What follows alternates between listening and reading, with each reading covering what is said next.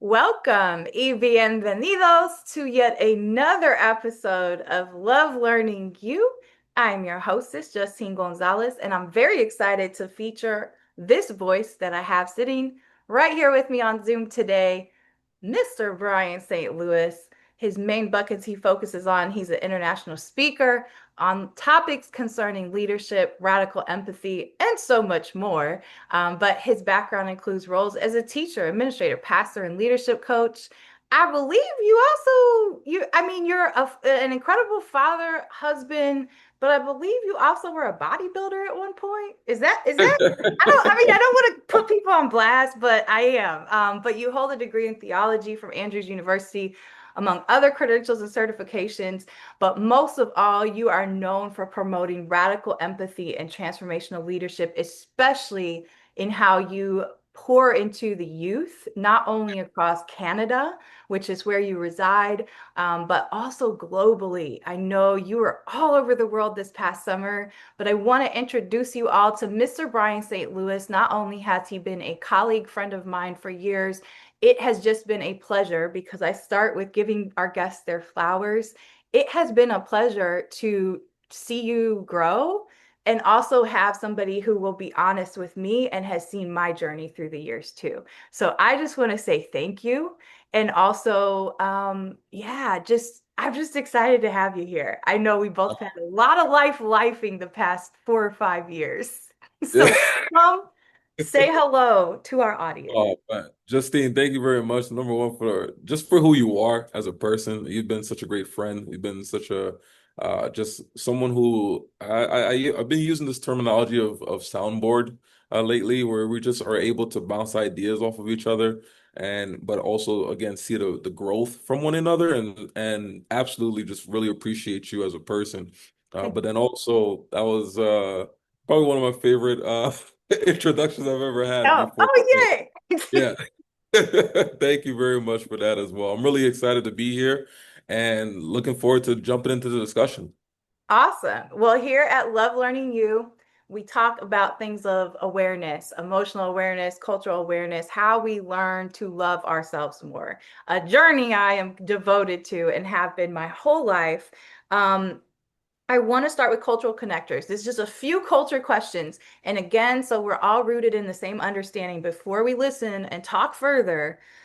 Culture is our norms, our beliefs, our values, the language we use, the symbols that are important to us, how we message ourselves. It is not just the things we eat, the music we listen to. Those are connecting points and things that speak about our beliefs and norms, maybe, but there may be not an exploration into the deeper parts of that. So that's what we intend to do. But we start out with some light cultural connectors. And the first question is a simple one. You are an international speaker. Do you ever walk on stage to a song when you're introduced, or no? Or come Uh, out to a song? And if you do, what song do you come out to? I haven't I don't think I've ever come out to a oh no, I have. I have. They asked me one time what song that I wanted to come out to, and the song was I chose I think We Are Invincible, Unstoppable, whatever that's Champions. It's some You champion are song. the champion. No, not that. Oh, It's like it's we like are Brian. I don't know invincible. if that suits you, but It's like we are invincible, oh, unstoppable. Yeah, something oh like that. yeah. Yeah, because they said they had that already, and I was just like, yeah, just sure, put that up. Because if not, yeah, I would have to think about what song I would want to do. And besides that, I was like, no, I'm not thinking too much about that. So, but now I need to actually have something in my repertoire because that would be good to have. Yeah. Would you ever do something like "All I Do Is Win," or is that too corny? Nah, I don't know. I wouldn't do It's a bit that. I overdone wouldn't over do the years. it. I will say I do so when I do like programming with some of my youth, I do use this. I know he's a little bit off the rails right now, but I do use that one song from Kanye. It's I Like don't use lyrics all the though. I lights. just no, I use the song um uh touch the sky, touch the Oh, sky. yeah, yeah, yeah, yeah. Just the instrumental, just the instrumental.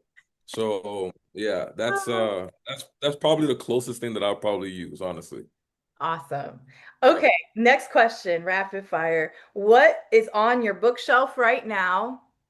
And I tell people all the time, like, look, when I say bookshelf, it might be a book I pick up here and then another one that I study over here. It depends on my mood. Are you Yeah. just a one book at a time kind of guy? I typically tend to become a one book at a time kind of person because it just helps out. I'm reading a Maxwell leadership book right now. Okay, Uh, and it's just like the levels of leadership or something of that nature. I forgot the exact title. nice. But again, working with leadership programs and going into so many different schools with that, it's just I want to always put myself with best practices of leadership. So that's Yep, one of the books I'm reading right now. nice. Um, Time travel. Whether I'm you trying. whether you believe in it or not, we're gonna pretend that we're time traveling. Sure, sure, sure. You got this. I have And this. go go back in time to when you were about 8 or 9 years old. So say we go back, all of us, listeners, viewers, we're all going back to when Bryan was 8 or 9 years old. So we'll be around that same age as him. If we were hanging out with you, we're done playing outside and stuff, and it's like time to eat dinner. And we got to come over and have dinner with Bryan and his family. What would we be eating? What was your favorite meal and why? What would we be eating and what is my favorite meal are two different things, but Okay, okay, okay. Well, then what humor would we be us. eating Humor is us. just rice, Okay. sauce pois. Uh, sauce pois is just a Haitian dish. Okay.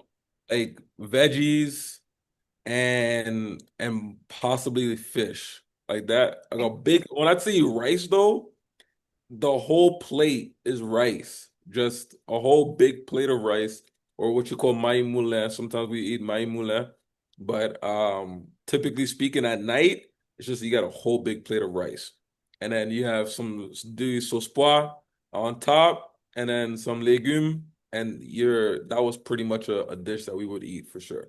Yeah. También cada semana arroz con frijoles. So for me, every week, and then you eat it leftover 3 times. That's it. That's it. My mom, my Amish background mom, she learned how to make it just like how my dad liked it. Wow. There you So go. then when we'd have leftovers too, we would also do white rice with ketchup, which is a very Puerto Rican, Puerto Rican Americanized thing through the years on the island. That's Um, good. okay, so we would be eating incredible rice dishes with legumes, vegetables, etc. And did you ever have any sweet treats that you liked or no? Was sugar not a this is an interesting question. I guess I haven't really asked guests this before, but culturally, I think it depends, and especially depending on if you grew up in the States or not, like it really matters to maybe how much sugar and sweets. We Um, didn't eat a lot of sweets in my house yeah, growing up. We we we did. had we had some stuff, but we didn't have a lot, typically speaking. It was a lot of like savory, salty food that we ate for the Yep. most part. We didn't really eat sweets like that. Yeah. Yeah. I would say I don't think we always had dessert. We had like little Debbie stuff sometimes, but not like every meal wasn't dessert at the Fair end. enough. Okay. Um, okay. And then if you could be any animal or plant for a day, what would you be Lion. and why? Oh, a Lion. lion. Yeah. Quick. It's quick. That Okay. was that's my favorite animal.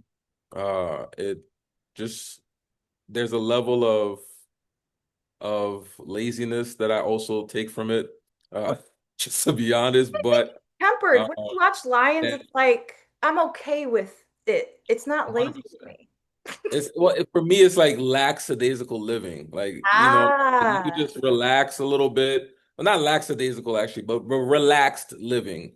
But the thing about the lion, which people, they'll be like, how is that the king of the when it's time to be on pursuit, nothing stops it. And that's how Mm. I feel. So yes, sometimes it's time to relax. I gotta chill. I'm not about, doing everything all the time. I have to need the time to recuperate. Oh, But when it's time to go, I don't feel like anything can stop me. And so it's very much that pursuit aspect of life. Just I'm always on it. So when I'm on it, there's no going back. Yeah. That's powerful. That's a powerful analogy. I wonder how many of you all listening or watching comment or just respond or think within yourself. How many of us move that way and what motivates us to move or not take action? What would you tell people? This is a follow-up to that, Bryan. Yep. What would you tell people who have maybe struggled with more anxious tendencies, which have been more kind of my MO through the years? Of like that it's harder actually for some of us to sit still. I've gotten way better at it. My partner, my longtime partner, Mr. Yeah. Scott, good about balancing me with it. But what would you say to people who struggle? Because I kind of wonder, has that typically been kind of how you move? And for those of us who maybe that's not innate to us, is Mm. that been something you've had to develop where you're okay with, hey, I need to recharge my batteries? Or is that just something that's part of who you are? I I I believe I needed to create that for me because Okay. I used to believe that I had to outperform everyone, Yeah. and and if and if I'm not performing, I have no value. Mm, mm, And mm, so mhm, mhm. and I believe it stemmed from my childhood ultimately, that there's a certain point of life that I thought that how I was or what I did earned the love. And Yep. so I was Same. constantly doing in order for me to receive. Yep. Once I got to the place where I loved myself more so than anything else, and more well outside of God, to be honest, Right. I realized like, okay, I have to be okay with the time to recuperate, to rejuvenate, to spend more time with just that introspective thought, to develop me first, because as I'm better, I'll be better for other people. And so Right. so very much so, it's something that I had to learn to develop this level of recuperation, of learning to recluse yourself and not always be around the people, around individuals, or Yeah. have to perform for The sure. noise. Yeah. Yeah, absolutely. Thank you for sharing that. Yeah, Lao Tzu in the Tao Te Ching says, doing nothing is doing something. Mm. And that I think it speaks volumes. There's a lot of Yeah. disconnection, distraction, and division in the world. And I think both because we are both millennials in the millennial generation, we've grown up with that, but we also grew up with like typewriters and the ushering, like beepers and pagers and like seeing all of that. And now it's like, I mean, 20 years ago, like now kids don't That's know what a insane. Walkman or a Discman is. No, that's no. Yeah, but like we were in that era where it's still like, yeah, but we also knew what 8 tracks were because our grandparents might have had them, or even our parents, maybe from our grandparents. Like people were more like we were just moving as fast, and part of that's technology, and that's not all bad. But I think it's made it even harder for especially our young people coming up to just be okay to be with themselves and to be exactly who they are. It's made it harder. A lot of them don't know time without noise. They Ooh, So everything is constantly buzzing within their ears. Like when you think about when they're home, parents are talking, or the internet is talking, mm. or their cell phone is talking. So there's always something that's Now speaking. Alexa, Siri, chat. Alexa, anything. You go to school, your friends are talking, your teachers are talking, everyone. There's they I know why I'm gonna look up this study because I actually don't even know this number, but the more I'm speaking on it now, I'm pretty sure they spend way more time of their day, uh, and probably 90% of their time listening to something than actually sitting still. And because most of them, I remember I had a conversation with one of these teens not too long ago, and she was saying that space, like time that doesn't have noise, makes her feel anxious. And Yeah. I'm like, it's Oh, it's that was me in my 20s. Well, there you go. I took my first solo vacation, like truly solo, was not just flying alone to go visit a friend or something, to the Bay Area when I was a vice principal doing turnaround work in Chicago public schools. And I was so burnt out. I was Mm, able to ask for 3 days off for the spring break. And I went to the Bay Area because I had never been there. I mm. had my phone shut off. I had everything shut off. I did not take a laptop. And when I say it was one of the low, I hate, oh, you're getting me to admit this and tell on myself again on air. When I think, but it's really, really good because I haven't actually even examined this until this moment. The depth, I felt such incredible loneliness Mm. because to go into schoolwork too, and I loved school as a kid, even though I was bullied some, I still loved school. I'd still like Yeah, I was the eternal optimist and I would find something good about it. yeah. And but I'm saying this to say, I'm saying this to validate anybody listening or watching, that was me as a professional 27-year-old woman with multiple degrees I see. that I felt like the most alone person in the world, but I was also having fun and feeling Mm. like a kid at the same time, like, oh, I can just go explore whenever I want. I can sleep however late I want, like not being dictated by somebody else's schedule Right, either. that's right. That's right. That's powerful. That's powerful. That's Have real. did you have you had those ahas then as you've developed the skill that we're kind of talking about of being more present? That like, do you have any aha moments like that as an adult? Because most people then I even talk to and they're like, "That's crazy that you even wanted to just go by yourself somewhere." And I'm like, "Well, no, it wasn't." Not crazy at all.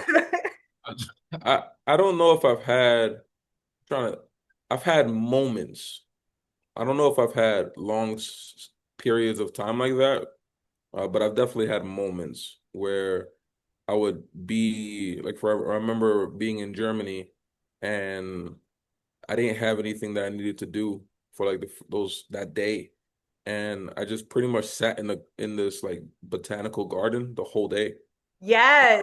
Yep. I That's was like, what I do on oh, trips too. That kind of yeah, I now literally I sat do. there. It was just beautiful, Yeah. and I was talking to God. I saw certain things about Genesis 3 that I never saw before, and I was just Mhm. like, man, like this was necessary for my own personal development, and but you wouldn't have been able to find that with all the noise. And so yeah, there's definitely a piece.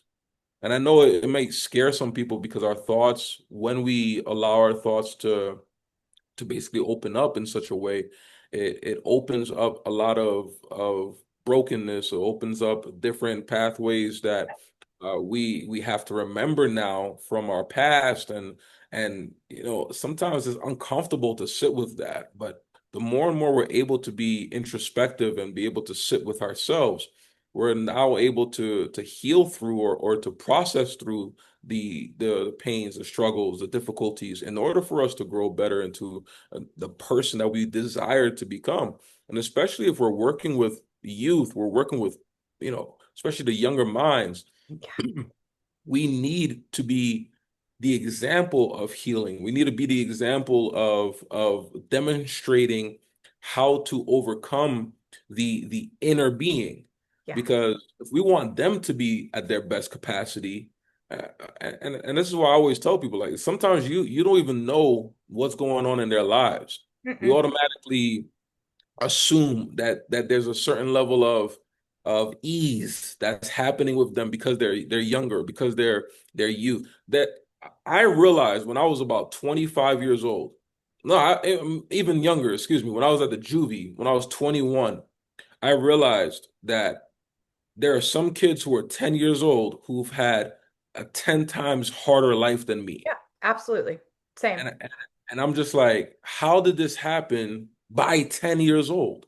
And I Yeah. thought I struggled, Yeah. but I didn't have, a parent that wasn't in my life. I didn't have people who abused me constantly since I was 3 years old. I didn't have, some of the stories that I heard. I don't even want to share it necessarily on this, but the amount that I've seen youth go through, it it pushed me into that whole radical empathy Yep. mind frame because if not, it's like how else are we supposed to be able to help them? And so in order for us to do that, we have to be at a place where we first deal with the stuff that's going on with ourselves. Right.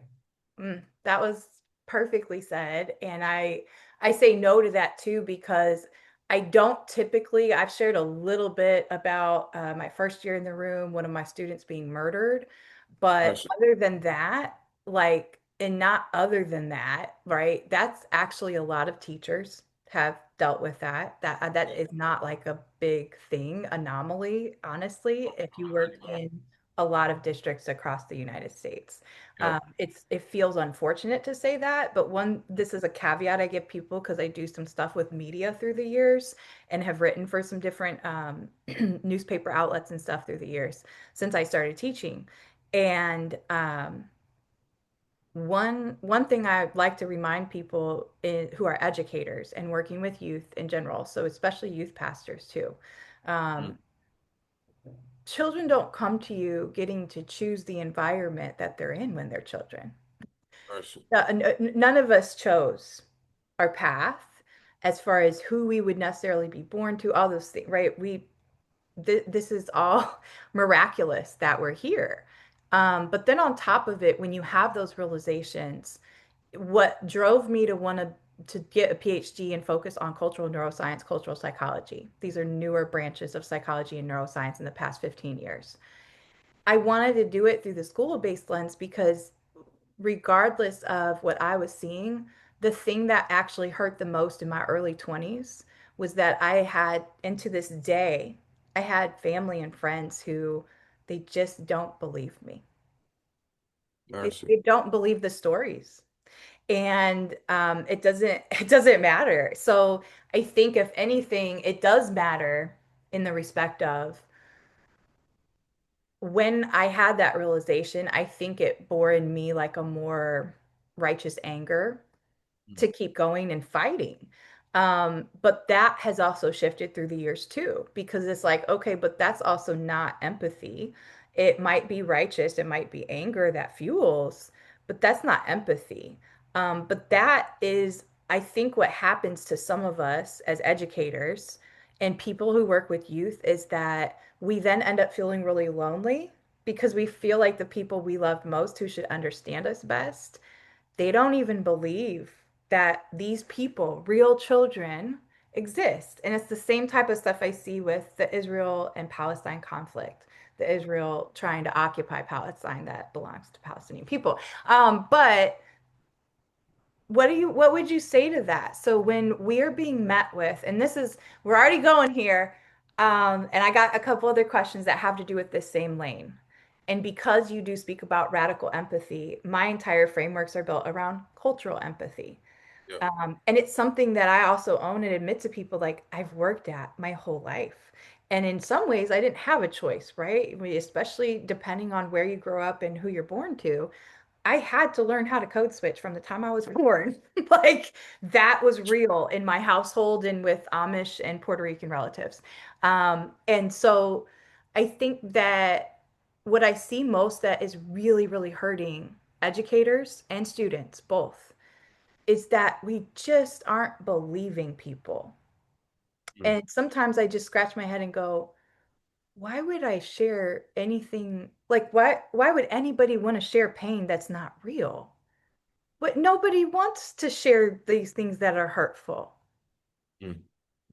But then, so what would you say to people when they go, I've had this experience, or I work with kids and I see this trauma? They know that then we're going home to a nicer life. We have Yeah. our degrees, we have money. We're not meeting those same things. So I don't know. What would you say to people who are going through that and they go, I just like my husband doesn't even believe me, or my sister doesn't even believe me, or my own parents don't believe me. What would you say to people who experience So that? I just want to be, you talking about the youth, or are you asking me now, what would I say to the person who doesn't believe, or what would I say to the person who's not being believed? Ooh, let's do both. Let's do Let's do both. Okay. both. The person who's not being believed first. Number one, uh, I feel for you because I think we've all been in situations where we have not been believed, where Every human, every we've human. shared information, and and I remember even like telling someone that was really close to me information about a youth and her sister.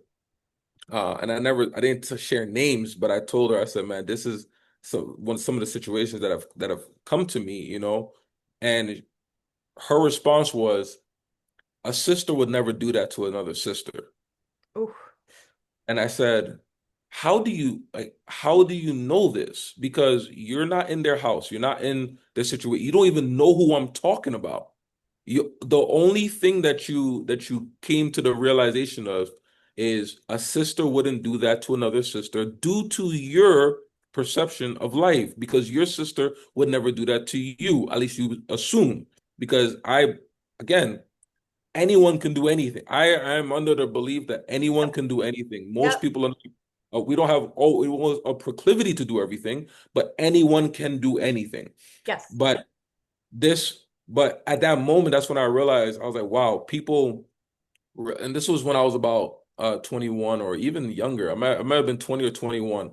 And that's when I realized, people won't always believe everybody's story. Mhm. It's happened to me, where I share information. I mean, even, close to home, share information of things that have happened. And it's like, did it really happen like that though? And I'm like, Yes, it And you're did. like, I know it sounds unbelievable, but I truly couldn't make this up. Yeah. Why would I want to make this up? Like, Oh, but, exactly. but all that to say, at the end of the day, when we're not being believed, it it doesn't deteriorate from the story. It doesn't actually remove from the story because someone else is unbelieved. That doesn't now make it that the story is not true. Yeah. And we don't have to hold on to the harbor to get more pain because someone chooses not to believe our story. And so it's basically, I always say it this way. It's like unforgiveness is drinking poison, hoping that the other person it dies from it.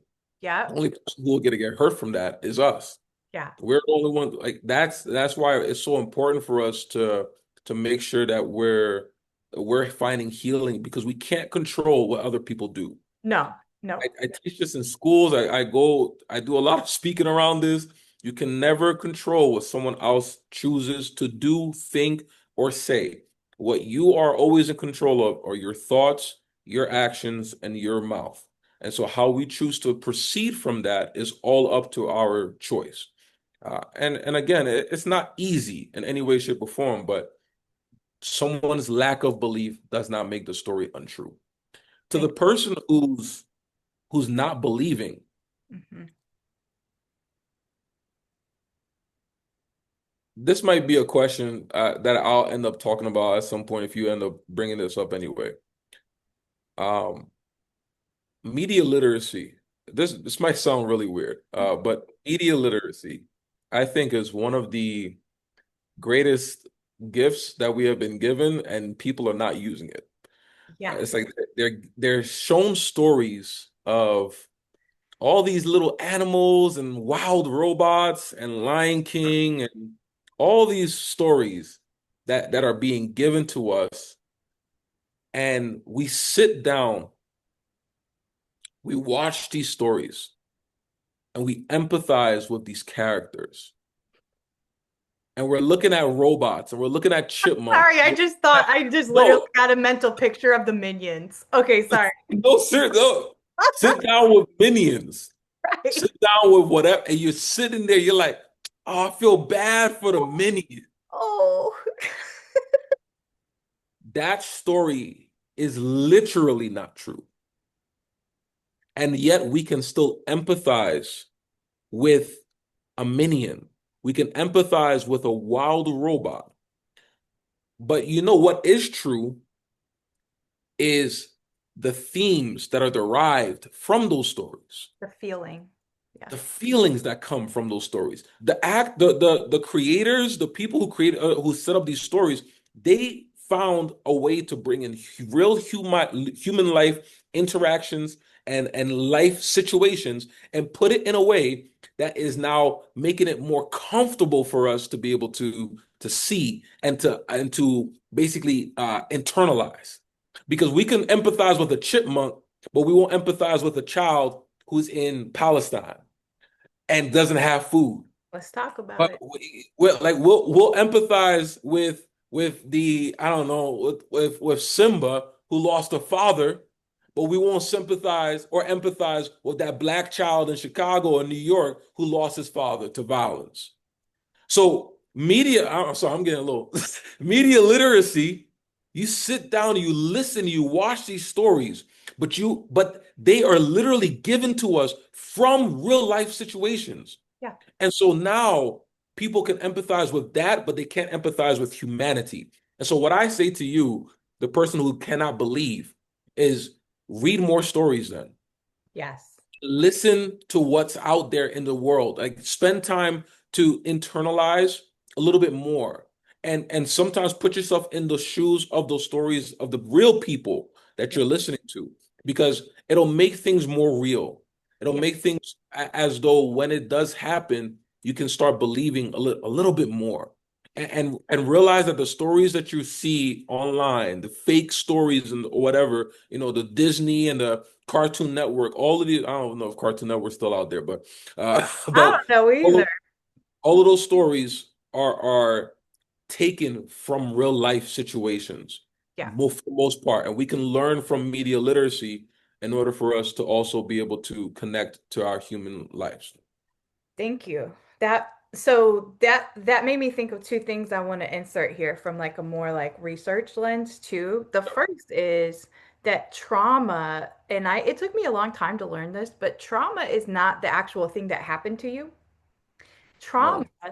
comes from then on when you do decide to confront or heal it, it's from then people not believing that that happened to you. So what Mm. that feels like to us as humans is it feels like a betrayal. It feels like, well, I can't trust you because could you possibly trust me or love me if you're telling me you don't believe me and this awful thing happened to me? And it's because they have not perhaps met that type of ignorance, incompetence, or darkness.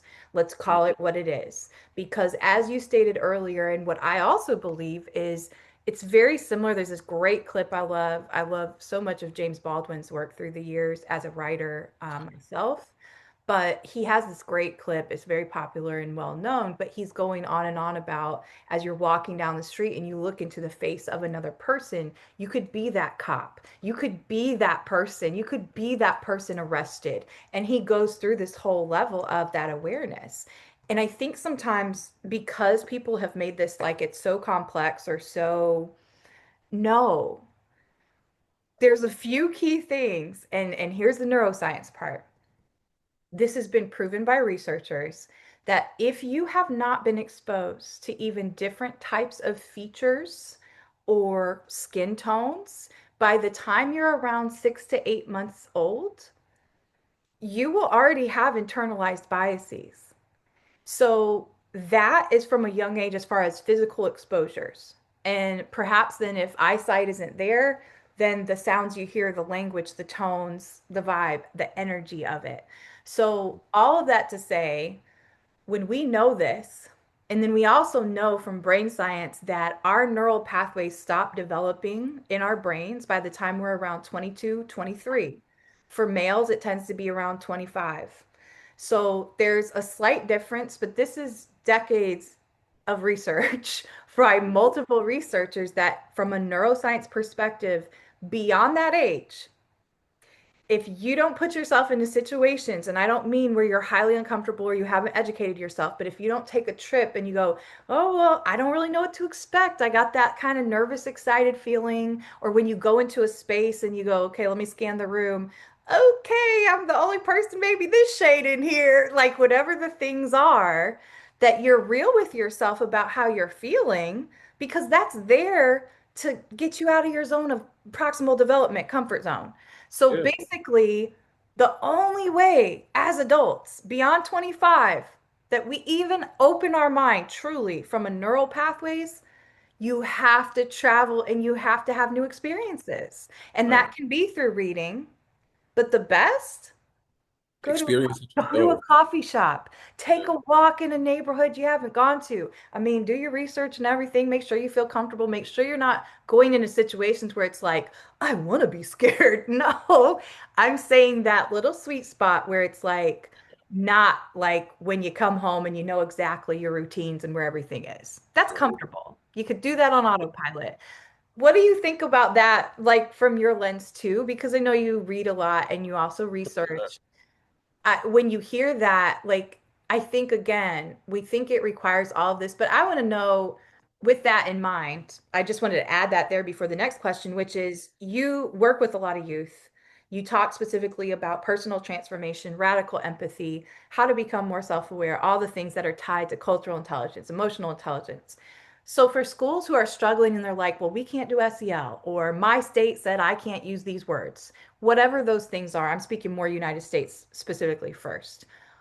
Across the board, and you're based in Canada mainly as far as residential, what do you think that students need to be learning in school nowadays? Because we know that education is being reimagined, whether we want it to be or not, solely because of That's, artificial intelligence. So, yeah. what should the radical empathy guy, what should, no, no pressure, but what do you think? Because you're interacting, at the ground level with our youth. So I'll say it like this. Your first question about the cultural competencies, when I went to Singapore, I was in a grocery store and like you said, it's not many people that look like me. And And you're pretty tall. You're pretty and tall. I'm very tall as well, especially compared to Singaporeans. Yeah. And so this guy comes up to me, he's like, Africa. And I was like,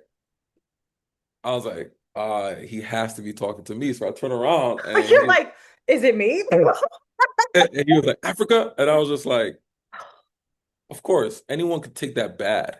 Yeah. Anyone could be like, what, why? But for what? For what purpose did I need to do that? And so I told him, I said, no, no, no, not Africa, uh, Canada, North America, and my parents, Haiti. And he said, okay, okay. The dude was inquisitive. Yeah. If I came in with a like charge at how dare you, who you talk? Number one, I mean, I don't like to say it like this, but sometimes it proves their biases in their minds, even though it doesn't prove anything. It's just what if I was just in a bad mood, right? But Right. it proved their biases at that time. But also, I always believe that when you're out into the world, like, there's a certain way that uh you need to act, you need to be in society. And so even if someone was being rude or messed up to me, even if that was his intention, again, I can't control what he does. I can't control what he says. No. Unless he's threatening my life, there's certain things that I will not do. And Right. so I get to choose how I react to the situation. And he was just inquisitive. And then he asked me, how tall? I said 6'4". He said, I don't know what that means. I said 193. And he was like, so Right. Metric versus yeah. it was, Yeah. That's a whole and other communication it's a conundrum. whole different community. Exactly. And so then we shook hands and walked away. That experience, if you read it, would be like, oh, cool. But for you to feel it and actually go through it, there's certain things that you can only learn and truly learn through experience. And so, Correct. as Yeah. much as we want to learn through research and through books, there's come a time where we have to go out, connect with people, talk with people, learn different cultures, sit down with individuals, and see the differences. Like the only way for me to be able to have a better cultural understanding of the world around me and to actually have a true lens of radical empathy and a view of humanity is for me to sit down with people from all different parts of the world. That's the best way for us And to all empathize. different beliefs, all different walks Different of life. beliefs, all different walks. We might disagree on certain things. That doesn't mean we can't empathize together. That I doesn't always mean we tell can't people, connect. do you ever disagree with your spouse? I mean, come on. Like we, Like, what are we you disagree with doing? everyone around us. That And this doesn't is mean a we have stranger you to. don't even know. Why are you going to take it personal? Why are you taking it personal? Like, let's now get to a place where we can disagree without disregarding their humanity. Right. And that's what individuals need to get back to. No matter political views, certain, I mean, unless it's a views that is against their humanity, of course, man. Like there's certain points that you're gonna have to really attack on. But that doesn't again mean Yeah. that we disregard the humanity Right. of In every situation. I mean, I think the other piece of that is again, back to your point about media literacy, Mm, and then we'll tackle the question about what you think kids should yeah, really be learning in schools, like as we continue to reimagine, because we are going to see such a rapid, especially in the next 5 years, whether it is uh like stuff coming out about extraterrestrial beings, artificial intelligence. Like we're yep, going to see a lot, and we are seeing a lot of wild, quote unquote, things. But it's also because we have this thing called the internet that has made stuff more readily available. These things have always been occurring, right? Whether yep, it's atrocities, whether it's cool new discoveries, this is since the beginning of time on planet Earth. So right. it's just that we have more access to it, and now there's also a lot more, nefarious motivations as to why certain things are on the news or whatever. But Yep. all of that to say, when we don't then examine those systems and we don't go to that ground level, it's also the fastest way you learn and grow in your own Yes. expansiveness, your own evolution, and your journey. I Yes. had a very similar thing happen actually, and I don't even need to say the country, but my guide for the day, and he was awesome. Like we talked about everything. He told me all about Hinduism and the type of Hinduism he followed. Like it was great. We were up in the mountains. I went to a volcano and stuff at the location I was. But he took my phone, and there was a temple that you could not, if you're considered unholy, if you're menstruating as a female. Mm, And one of the persons in my group who I had met up with was like, "Oh, just go in." I said, "No, I'm not gonna lie, and I'm not gonna." They're like, "But you traveled like 20 hours to get here." I said, he told me what the expectation is. I can see inside from outside. There's other sites I've seen. He's going to take video for me. I'm okay. It's not about that for me, and I'm not going to cross that. This is the same guide who innocently, but if you weren't there in person, you were behind a keyboard or you were on, whatever, you wouldn't see the energy or context. You wouldn't know we had been traveling for 4 hours and talking that whole time. And he sees my wallpaper, which is my partner, who's black and had on sunglasses. And he goes, "Oh, rapper?" And I said, "No, that's my partner, but that's okay. Just go ahead and take the picture." But then in the same area, I was catcalled Kim Kardashian. mm. So, like, again, I can laugh about it because to me, it made sense. I was in areas and villages where they likely had never seen a person that looked like me and that was 5'9" and curvy and all these things. And they're associating America with rappers and Kim Kardashian. So if you even just unpack it a little bit instead of going, "Ah, how could Very. you? What?" It's a frame of context. And if you don't have a conversation or you aren't able to go, okay, but that doesn't dismiss the powerful conversation we had had for 4 hours previously. So that's the other caution, I guess, with technology. So when kids are in schools, and as we look to this kind of new chapter, and we have Generation Alpha as the school age generation right now, what do you think they need to be learning in schools? I'm using air quotes because we know that even changed a lot after pandemic and how people view school, how they do school. I believe that when we look at school and like the purpose behind school, and I'm going to use that same word, but I believe that we should be looking to help youth and students discover their purposes. More of who they are. Like that, the sole per when I look at education, if it's for me to memorize information, to retain information, to to learn it yet not use it, I think it starts to become a waste. And many kids, I've said this when I was a youth, I've heard this now still to this day. When am I going to use this? When am I going to put this into application? And as much as there are certain points that have been like, hey, Brian, you did actually use that in your future. It's not the same Mm-mm. because especially with the rapid movement of AI, we are in an information overload era. Yep. If information is the only thing that we are looking to give our youth, we are losing the very life behind education. And then we And, even have people putting out books that say empathy is toxic at the same time. oh, I saw that. Empathy Hmm. is toxic. Empathy is evil. Hmm. Empathy is not of God. Yeah. Literally, I've Yeah. seen it. I've seen it. Empathy is a weakness. Yeah. But when you sit down with kids and you really look at the fundamental root as to why someone needs to be educated, their education is in order for them to take something into themselves that they see to make some sort of difference within society. And create in Every a way that only they could. in a way that exactly in a way See that it and they live it only that could. way. That's it. Because the only and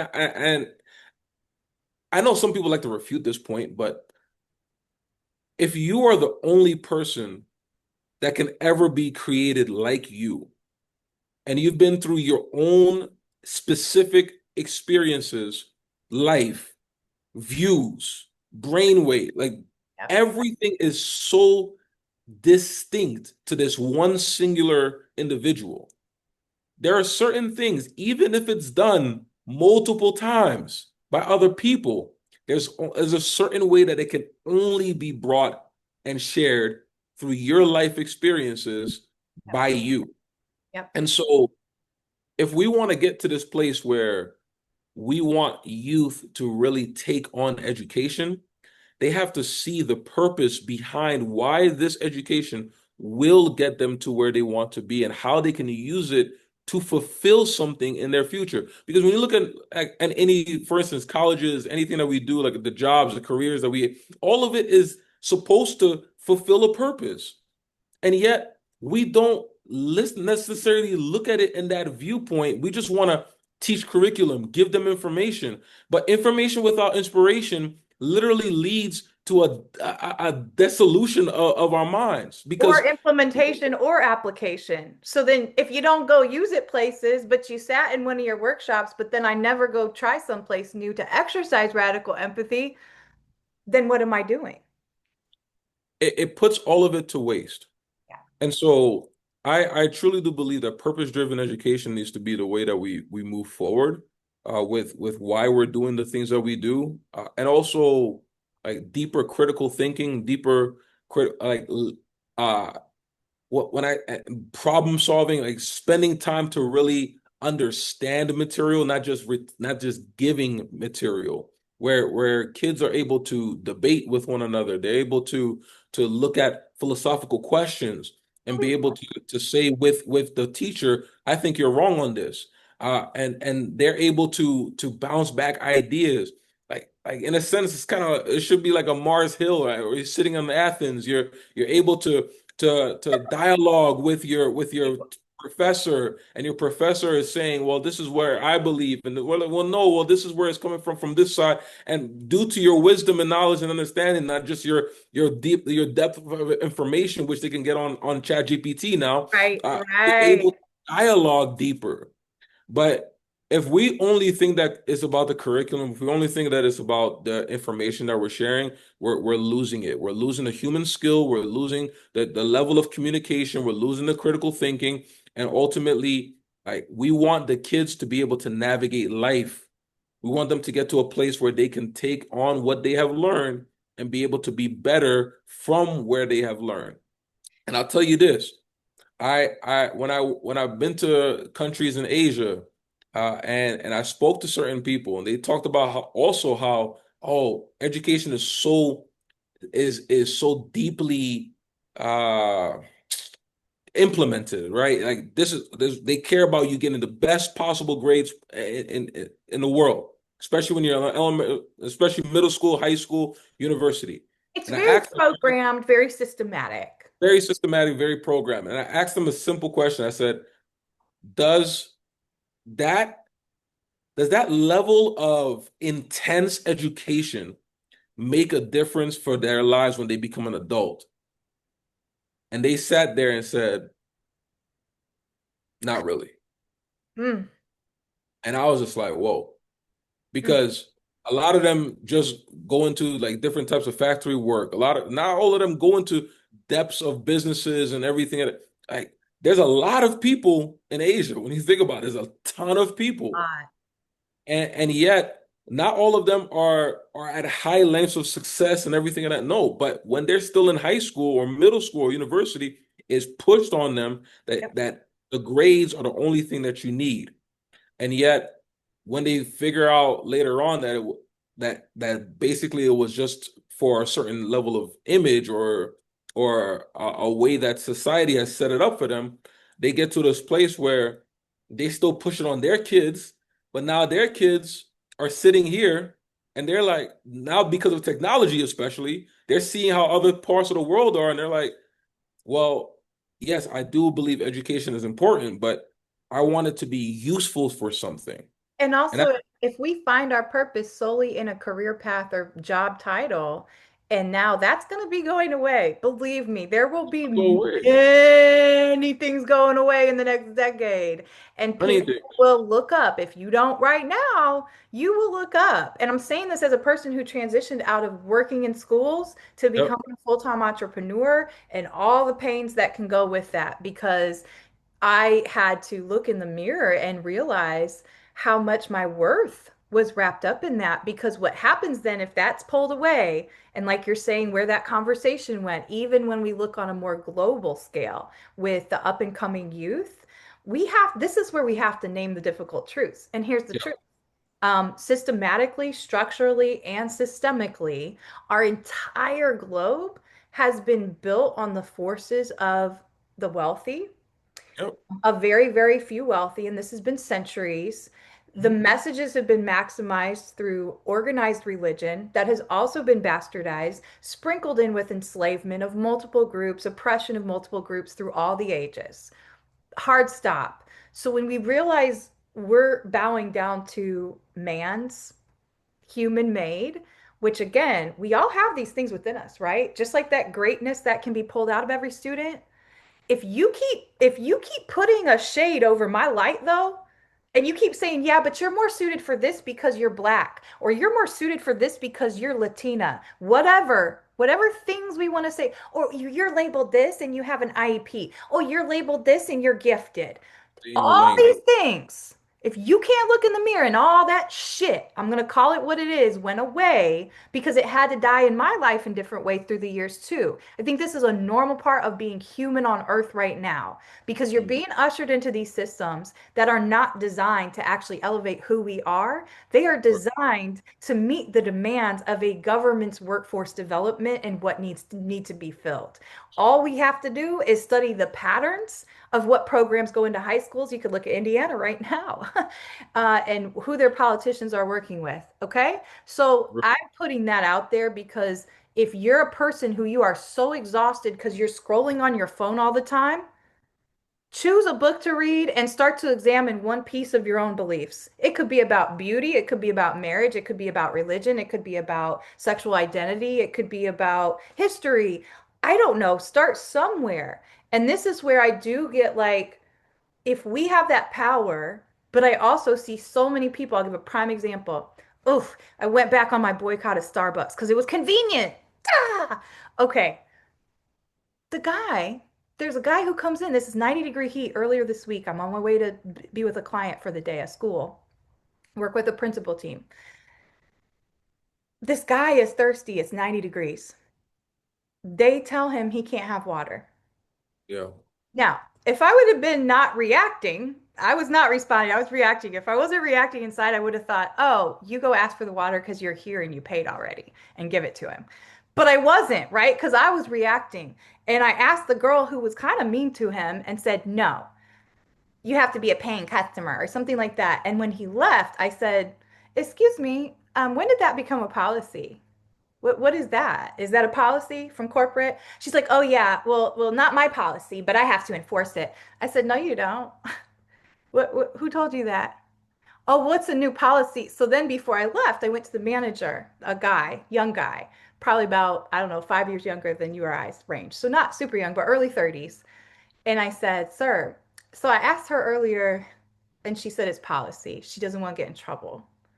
I said, so where do you draw the line? What if I came in and I was about to fall over from heat exhaustion? Are you going to deny me a cup of water? He's like, well, there are dire situations and there's not. I said, so does your policy outline that from the capitalistic overlords that run Starbucks, $1 billion industry globally? No, yeah. And he goes, well, he literally, and I felt bad. I felt bad then because of my energy. He went, I said, sir, and I winked at him. I said, you don't have to do that.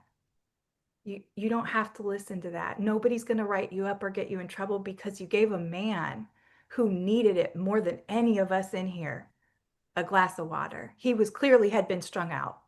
He wasn't trying to hang out in your Starbucks. That is wide open, by the way. I'm one of two customers in there. Mm. So I'm if that isn't a highlight of what our world is, that happened this week, 2025. It's like that's what we have to be aware of when you're just like you said, information, information, information. And we never pause and then we just run autopilot. And I have to commute to work and then I got to go get my kids and then I get order out and I'm telling yeah, that's real. but how and then so globally and we'll wrap up with this question. You're encountering so many educators and youth. Are you Yeah. seeing the same pulse? You're based in Canada. I'm based in the States, Chicago area. Are you seeing the same pulse? I mean, because we're seeing stuff through media. I travel often, and so do you globally, but many of our listeners and subscribers don't, even though we actually reach people in about 50 countries typically. I know that that's also true for some of those people. I What are you I seeing believe the that the pulse on world like is, I humanity? yeah, I believe that the world is lacking empathy these days. Just on a global stance. I do believe that there are certain like so for instance, even though there are certain countries that don't teach empathy as much, because it's so taught in their home and it's taught Mhm. in their culture, it's almost not even needed in a sense. And I'm being very cautious in saying that. Right. It's not that it's not needed, but you could feel that empathy throughout their culture, throughout the way that they are with people. And Yeah. of course, you have individuals or certain businesses or lives that are choosing to not move with that lens. But like for instance, I mean, I still haven't been to Japan, but I always hear about how Japanese culture is just so interconnected with one another. And so as much as they may not necessarily, and I think they actually do, because even in elementary schools, if I'm not mistaken, they teach on how to be towards the elderly. They teach on like certain skills that you're supposed to use outside of the school, how Health you're health disciplines. health disciplines, helping people. Like so these are things that are very crucial and they actually get to practice it as well. Yeah. Um, and so yes, there might not necessarily in high school be as much development on empathy, yet again, it's within their culture a lot of times. In North America, uh, we're so individualistic. We've separated ourselves as much as we might connect more with what like there's more homes around us. There's still a lot more walls and barriers around us as well too. And that sense of humanity, I believe, is truly disconnecting us. And so where empathy comes in, like for instance, I remember I did a speech not too long ago. I think this was in April and somebody came to me and said, "No, that was very heartfelt." And I felt like I was in your shoes, or I was walking, and I was like, "Yeah, I mean, this is the whole empathetic Like approach, you know." that's what I wanted. That's exactly what I wanted. And he was just like, it was a young man, like 17-year-old kid, but he was one of those kids that you would have never assumed would have said that, right? Like he looked kind of, brawly, whatever, just not really about it.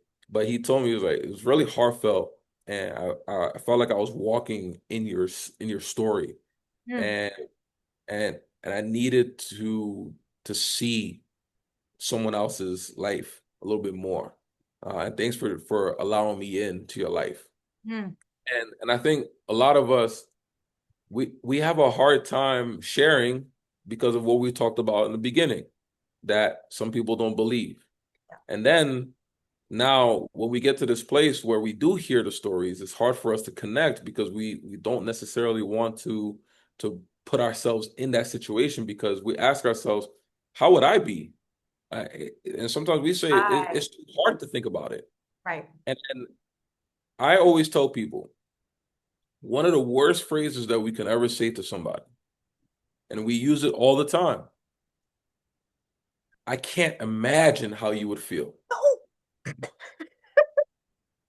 I, no, you can't. we use it all the, yes, you can. Have you ever said it back to somebody like that? Yes, I've said Yeah. it exactly like that. The person was like, man, I can't imagine. I said, you can. I said, imagine it. I said, sit with it. Imagine it. Imagine losing your daughter. Imagine losing like, because like for me, I lost my daughter, and I sat there and saw, I saw the whole thing. I was just like, what is, I, it felt like a movie. It's Like, like I'm an out of smiling body right now. experience. It's an I think absolute out that, of body experience. that I want to say this really quick so people hear this. Yeah. When you have those experiences, sit with them, be with them, cut your energy off from people who you don't need to be around during that healing, because that is where you will find your healing and your connection with God to take you back to those moments, because you're seeing it and you're also seeing everything that goes on. And when you're living it, if you have not had, and I just, again, we have to search within ourselves, because all humans, we experience and encounter suffering in the same ways.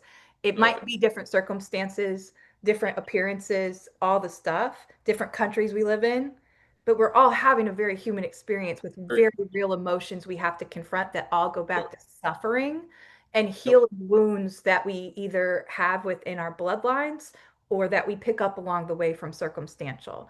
So we have to decide within ourselves every day. But that just hit me when you said that, because similarly, and you look back and it's hard. Like I get worked up thinking about some of this stuff because you put yourself back in there and it's so real. And when you're going through it, it's no, I can't describe it other than it's an out of body experience, like what you're Yep. describing, which is you're watching it, but you can't really believe it's your life. Can't believe it. When that happened to me, I was in the hospital watching the whole thing, Mm, and I remember last year I was asked to do a vigil for all parents. Who this was probably my most favorite speech I've ever done. okay. It was a vigil for, I don't know if I would say favorite, but it was definitely the meaningful, most meaningful, and I was asked to do a vigil for all parents who have ever lost somebody, like a child in their lives. Mm, And I'm in a room of like about maybe 200 people. I don't know, not 200, no, it's not 100 people. And and I'm asking myself, like, what am I going to say to these people? I've never had to do this before, like this. As much as I've talked about my situation, because that happened in 2017, I was just like, man, I don't know how am I supposed to talk to them. And then something just came to me. It was like, you know what? Share your story from the third person point of view. And I shared the story of a man who is watching a movie of another person mm, whose person, it was daughter and everything, that like the life was perfect, and then the daughter passes away. mm, And then afterwards, I share how he tries to click off the movie and mm. turn off the TV, and he can't turn off the TV. Just keeps playing over and And over. just kept playing. But it wasn't even just the fact that he kept playing. He realized that this wasn't a movie. He realizes that this wasn't uh like a fictional situation. This was actually his life. And then I jump in and I say, at that moment, I couldn't turn off my TV. And the people, when I show you, like, the people just sat there like, I thought this guy didn't understand what I was going through. We thought you were just a speaker. Come to find out you're one of us. Yeah. And they told me, like, I don't share this to be like, oh yeah, I'm such a good, no, like, people, they came to me and were like, I've never had a speaker come in, and we've been doing this for 10 years. This was the best one that felt so connected to us because we know you understand what we're going through. The thing is, like, when we sit down with that, I imagined, because I was in my deepest pain at that moment, but I never forget that I imagined the situation of a father in Syria who Mm. uh, they were being bombed, and he's clutching both of his kids, and they're dead. And I was like, as much as my pain hurts, like, he is in pain. And I'm imagining now two kids, and I'm imagining living with them for anywhere between 6 to 10 years. And I'm like, and just losing them in that moment. Imagine it, sit with it. And I know you don't want to imagine losing your child. You don't want to imagine losing your business. You don't want to imagine your car getting hit. You don't want to imagine someone, We being don't go publicly to those shamed. steps, then something is still telling us, well, that could never happen to It me. never And happened to what's me. underneath that actually goes deeper into racism and capitalism of there's something still inherently, and maybe that's just humanity and we all have to overcome it. There's still something that says, oh, but it won't happen to me that way. It's a level Oh, of you know, pride. like, It's a deeper level of pride to yeah, believe that the situations that are happening within the life of others have have no recourse or no way that it would affect us too. right. And so, like, I tell parents, like, who say, "Oh, that would never happen to my child. My child will never get hurt this way. My child will never get touched this way. My child will never." You, you do not know, and I need you to start thinking about and imagining what happened to them. Not to say you need it to turn into food. No, start thinking about what are some things that you are allowing that may in turn also allow certain people into your home. Like, for instance, when Right. they say, "Oh, like, Right. I don't let my kids go to sleepovers," Right. and I'm like, because I've imagined that too many times. I've seen it too many times in my head. But even visualization, like doing that mindfulness practice, when you constantly see yourself doing so, it's also in a positive. When you're constantly seeing, like Michael Jordan Yeah. talks about Yeah. it Yeah. all the Yeah. time, Kobe talks about it all the time. When you're constantly seeing yourself doing something, and it actually happens, you put yourself in a position where you're a lot more confident because your brain doesn't know reality from the imagination. Right. And so Right. you're just seeing yourself making a game winner because you've already done it so many times in practice and it's so many times in your head. Yeah. So when you start imagining, it just allows you to see a perspective and allows you, like, for instance, I use imagination when I'm about to have a difficult conversation. Same. And so when I I jump in, imagine all the different ways it could go wrong it can go. so that I I can imagine mitigate it. and, but you know what happens? You start feeling certain Yeah. things. Yeah.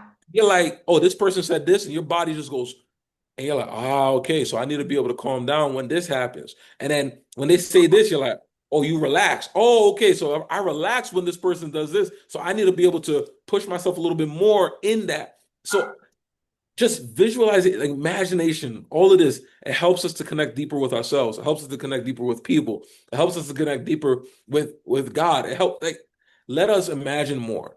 Let And us that's connect. what, like, the most recent adult level brain scan. So I can't imagine with the still formulating mind of a child up until 25. Most recent brain scans of people using Chat GPT, I think it was for like a year-long study versus those that didn't for their work, but in the way how they used it, right? So the people who used it as a support, like, this is going to edit my blogs, right? They used it as a true co-creation. Let me productive, like, have more productivity for myself so I can live life the way I want, versus those who said, oh, this is so simple, I don't have to think anymore.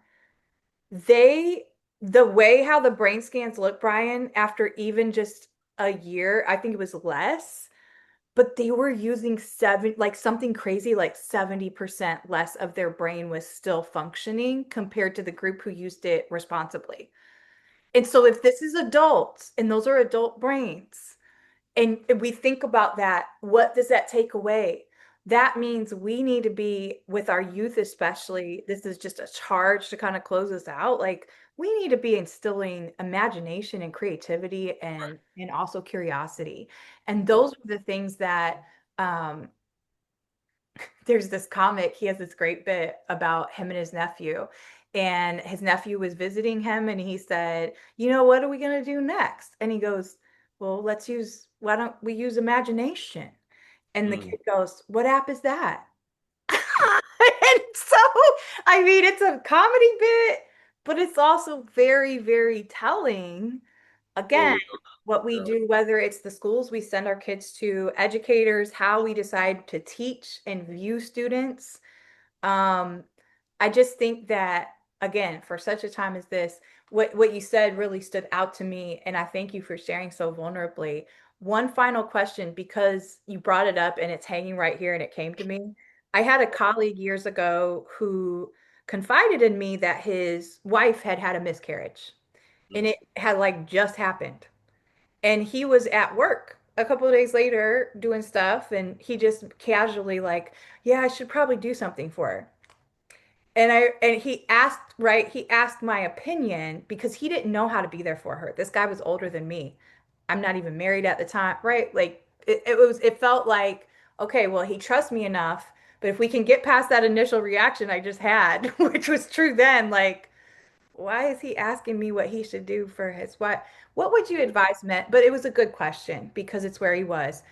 Would you advise men, not because you get a gold star, you're the best at everything, but how would you advise men, especially younger husbands like yourself or partners, if you have a partner who is confronted with miscarriage, how would you advise them to be there for their partner? Because not only are you going through pain and feeling that, and then, you're speaking on it too, but you're processing that loss. You had that very real experience. And then so did your wife. And you're also there as their support. I don't know that a lot of 30, even 40 somethings our age were really taught how to do that. Um, what would you give as just a closing advice? And I'll probably clip this separately because it is such a big topic, but it happens so often. And I just don't see that many people talking about it, especially men. I'll say it like this, like my wife, what she went through wasn't necessarily it wasn't a miscarriage. Um, you know, like the baby, she came out, like it was a whole process. And so Thank you for again, that. yeah, yeah, no, it's okay. Because I know a lot of sometimes people they just don't know that. So I just want to be clear on that too. Um, I'm gonna share what I did, and then I'm gonna talk about like the miscarriage aspect of it too. Okay.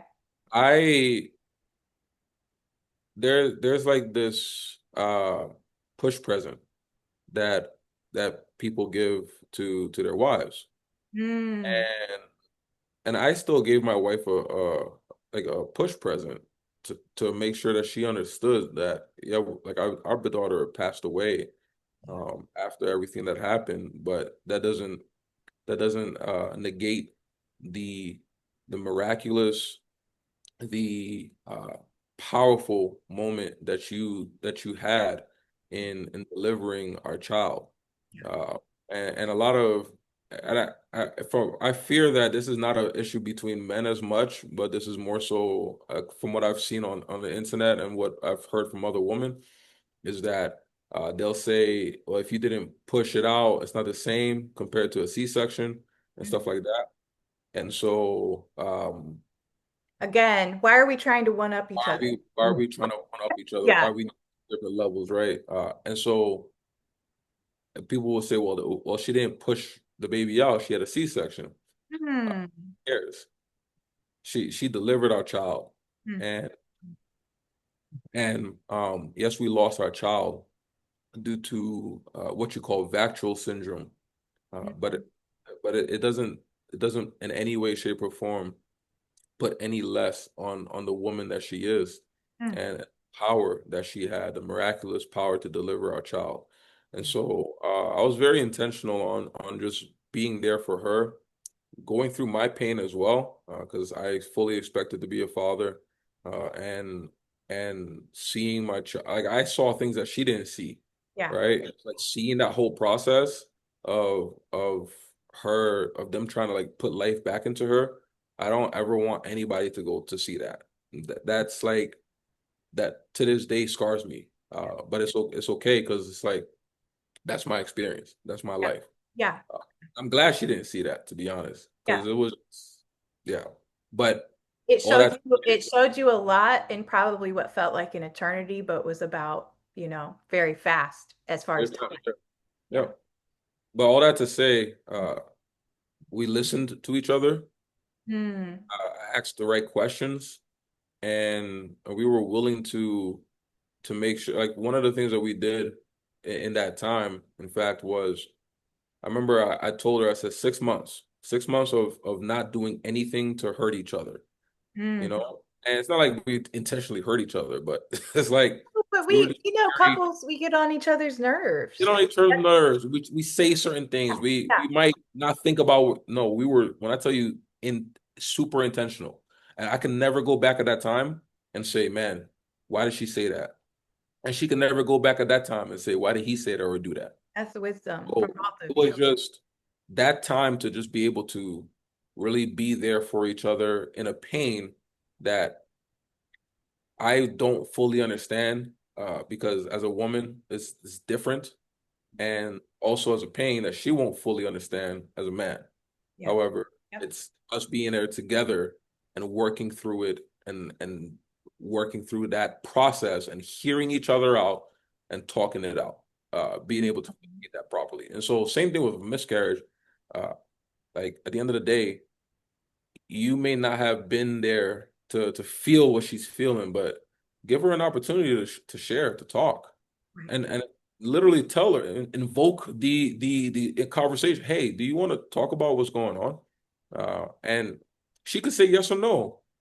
I'm almost guaranteed, at least maybe 80% of the time or 85% of the time, she might say, yeah, I want to hear, I want to talk Yeah. and she can express herself in such and that might be one of the greatest gifts that you can ever give some your wife or your girlfriend who had a miscarriage. It's the ability for her to express how she's truly feeling, but in all of that still Without being judged, without being without judged. being labeled. Nothing. It's just listening and not trying to fix the situation, not trying no, just let's just be here to hear each other out. And then you can also share how about what you're feeling. And if you're not feeling much, that's okay. But you can still show her the appreciation and the love that she deserves, no matter what the situation.